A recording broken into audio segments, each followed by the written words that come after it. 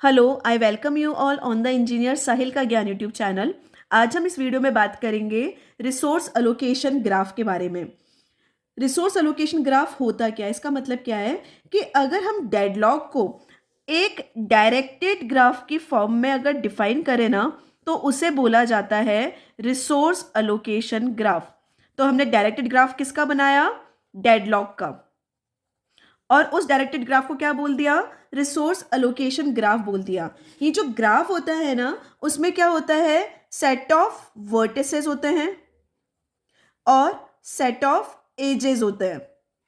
जो वर्टिसेस होते हैं ना, वो टू पार्ट में डिवाइड होते हैं। पहला होता है पी, जिसमें क्या होती है? सारी प्रोसेस होती है, P1 से लेकर के Pn तक, ठीक है। और सेकंड होता है रिसोर्स आर, इसमें भी रिसोर्स होते हैं R1 से लेकर के कितने होंगे? Rm तक सारे रिसोर्स होते हैं, ठीक है। अब जो अगर अगर हम इसमें बात करें एक डायरेक्टेड एज की, हमने बोला प्रोसेस पीआई से रिसोर्स आरजे तक कोई एज जा रही है, इसका मतलब ये होता है कि जो प्रोसेस पीआई है ना, उसने किसके लिए रिक्वेस्ट किया हुआ है? रिसोर्स टाइप आरजे के लिए रिक्वेस्ट किया हुआ है, ठीक है। और अगर हम ये बात करें कि रिसोर्स आरजे से प्रोसेस पीआई पे कोई डायरेक्टेड एज है, तो इसका मतलब क्या होता है? जो रिसोर्स टाइप आरजे है ना, वो किसको अलोकेट है? वो प्रोसेस पीआई को अलोकेटेड है। तो ये जो एज होगी जो कि पीआई से आरजे पे जाएगी, इसको क्या बोलते हैं? इसको बोला जाता है रिक्वेस्ट एज बोला जाता है। और जो ये वाला एज है आरजे से जो पीआई पे जा रहा है, इसको बोला जाता है असाइनमेंट एज।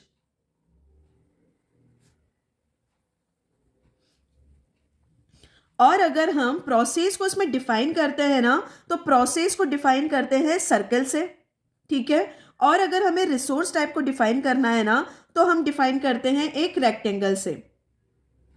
और अगर हमने बोला ये जो रिसोर्स है, रिसोर्स के कितने इंस्टेंस है? अगर एक इंस्टेंस है तो मैं डिफाइन करूंगी एक डॉट से, अगर दो इंस्टेंस है तो मैं डिफाइन करूंगी दो दो डॉट से, और अगर तीन होंगे तो मैं डिफाइन कर दूंगी यहाँ पे तीसरे डॉट से। देखो, अब हम रिसोर्स अलोकेशन ग्राफ को देखते हैं। ये क्या है? एक रिसोर्स अलोकेशन ग्राफ है जिसमें प्रोसेस कितनी है? तीन प्रोसेस है, P1, P2 और P3। और रिसोर्स कितने यहाँ पे? चार टाइप के रिसोर्स है। जो रिसोर्स R1 है उसका एक इंस्टेंस है, जो रिसोर्स R2 है उसके दो इंस्टेंस है, जो रिसोर्स R3 है उसका भी एक इंस्टेंस है, और जो रिसोर्स R4 है उसके कितने इंस्टेंस है? उसके तीन इंस्टेंस है। तो देखो यहाँ पे क्या है, जो प्रोसेस P1 है ना, उसने क्या किया हुआ है? जो R2 रिसोर्स है उसके एक इंस्टेंस को होल्ड किया हुआ है, और वो क्या कर रहा है? जो R1 रिसोर्स है ना, उसके रिसोर्स के लिए उसके पास में क्या है? R1 के पास में एक इंस्टेंस है, उसके टाइप के लिए क्या कर रहा है? वेट कर रहा है। और यहाँ पे जो P2 और जो यहाँ पे P2 प्रोसेस है, उसने क्या किया हुआ है? जो R1 रिसोर्स है, ये जो R1 रिसोर्स है, जिसको क्या, ये जो R1 जो रिसोर्स है उसका ये जो R1 रिसोर्स है ना, उसको होल्ड किया हुआ है, और क्या कर रहा है? ये जो R2 है ना, उसके लिए वेट कर रहा है।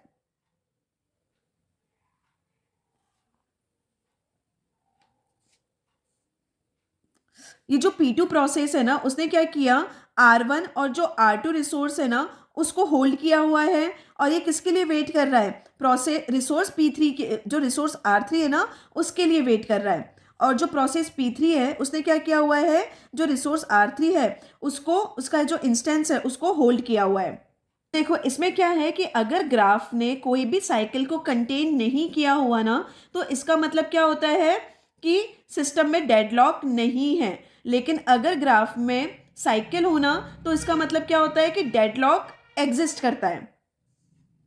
लेकिन देखो, अगर है ना हर रिसोर्स का सिर्फ और सिर्फ एक ही इंस्टेंस है, तो और अगर साइकिल बन रहा है, तो इसका मतलब क्या होगा? डेडलॉक होगा। लेकिन अगर हर रिसोर्स के एक से ज्यादा इंस्टेंस है ना, और ग्राफ में साइकिल आ रहा है, तो इसका ये कोई जरूरी नहीं है कि सिस्टम के अंदर डेडलॉक अकर होगा।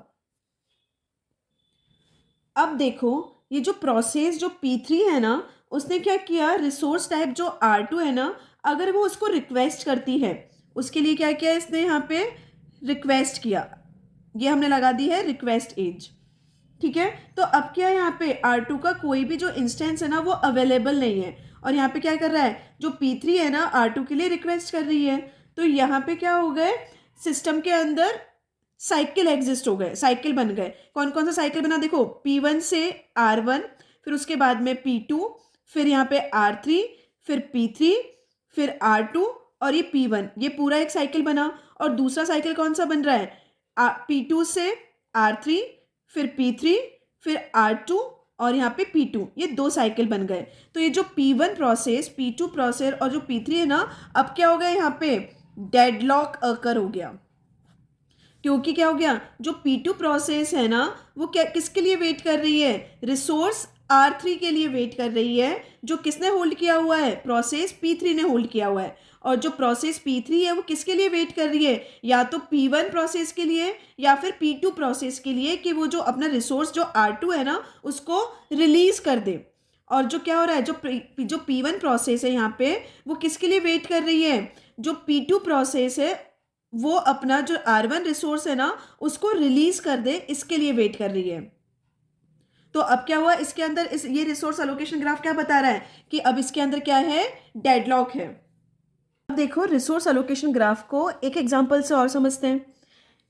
यहाँ पे क्या है, इसके अंदर अब एक साइकिल बना, साइकिल क्या बना देखो, P1 से R1, R1 से P3, P3 से R2 और R2 से P1। देखो P1 से R1, R1 से P3, P3 से P2 और P2 से P1, ये क्या बन रहा है, एक साइकिल बन रहा है। तो साइकिल होने के बावजूद भी इसमें क्या है, डेडलॉक नहीं है। क्यों नहीं है, क्योंकि जो प्रोसेस P4 है ना उसने, डेडलॉक क्यों नहीं है, क्योंकि जो प्रोसेस P4 है ना वो क्या करेगी, इसने जो रिसोर्स टाइप R2 का जो इंस्टेंस को लिया हुआ है ना, ये क्या करेगी, उसको अलोकेट कर देगी, किसको, ये P3 को अलोकेट कर देगी, और ये साइकिल क्या हो जाएगा, ब्रेक हो जाएगा। तो हम ये कह सकते हैं कि अगर रिसोर्स अलोकेशन के अंदर ग्राफ नहीं है तो इसका मतलब क्या है, सिस्टम के अंदर डेडलॉक नहीं है। लेकिन ग्राफ के अंदर तो हम ये कह सकते हैं कि रिसोर्स एलोकेशन ग्राफ के अंदर अगर साइकिल नहीं है तो इसका मतलब क्या है कि डेडलॉक नहीं है। लेकिन अगर इसके अंदर साइकिल है तो इसका मतलब ये है कि डेडलॉक अकर हो भी सकता है और नहीं भी हो सकता। तो ये आज हमने देखा ग्राफ, रिसोर्स एलोकेशन ग्राफ के बारे में। तो ये हमने देखा रिसोर्स एलोकेशन ग्राफ के बारे में। आज के वीडियो में इतना ही, मिलते हैं नेक्स्ट वीडियो के साथ में। Thank you.